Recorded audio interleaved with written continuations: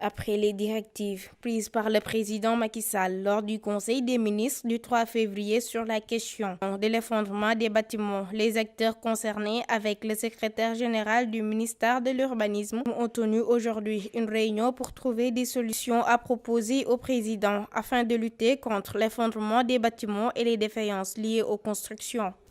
Voilà, alors nous avons convié aujourd'hui l'ensemble des parties prenantes du secteur du bâtiment pour réfléchir sur la question lancinante en fait, des effondrements que nous constatons malheureusement qui très souvent découlent sur des pertes de vies humaines. Nous avons convié à cette réunion la direction de la protection civile, l'ensemble des ordres, donc il y a l'ordre des architectes, il y a l'ensemble aussi des associations d'experts, donc les bureaux de contrôle, les bureaux d'études techniques, les bureaux d'études de sol, donc les bureaux de géotechnique, et aussi l'ensemble des secteurs, en tout cas, qui interviennent sur ce point-là, pour faire un diagnostic, dire pourquoi on arrive au Sénégal à constater ce genre de dysfonctionnement, ce genre de désordre qui, malheureusement, entraîne cette situation catastrophique que nous déplorons.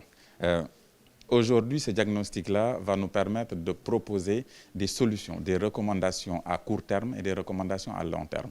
Les recommandations à court terme nous permettront de juguler, notamment pour les bâtiments en cours de construction, et les bâtiments sur le long terme, nous allons travailler sur l'application et l'intégration d'une partie des recommandations dans la révision du Code de la construction qui est en cours et qui a été lancé récemment par le ministre Abdoulaye Seydou Sow il y a de cela un mois. Selon le représentant de l'Association sénégalaise de normalisation, la plupart des effondrements sont dus au non-respect des normes. Tous les incidents, toutes les catastrophes qui sont liées aux effondrements de bâtiments sont dus à des édifices qui ne sont pas conformes aux normes. Alors que nous avons dans notre catalogue des dizaines et des dizaines de normes qui sont relatives à la construction. Ce qui me permet de dire que les normes, comme vous le savez tous, sont volontaires. Il n'y a que la réglementation qui peut donner un caractère obligatoire à une norme. Et dans le cadre de l'ASN, nous avons déjà élaboré plusieurs normes dans plusieurs secteurs d'activité. Mais si je prends le secteur spécifique du bâtiment, il y a la norme sur le fer à béton qui a été rendue obligatoire. Et avec les services de la DCI, la direction du commerce intérieur. Donc c'est eux qui s'occupent de la surveillance du marché, qui n'est rien d'autre que des activités d'inspection. Donc moi, ce que je propose, c'est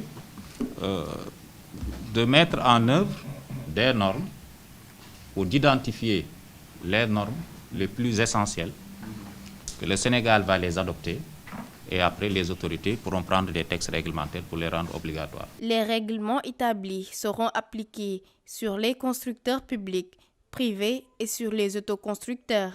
En réalité, la réglementation s'applique à tous.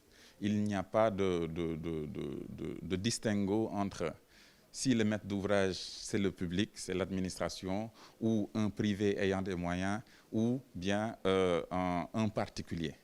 La loi sur la question de la construction s'applique à tous. Maintenant, en fonction du type de bâtiment, il y a une réglementation qui est spécifique.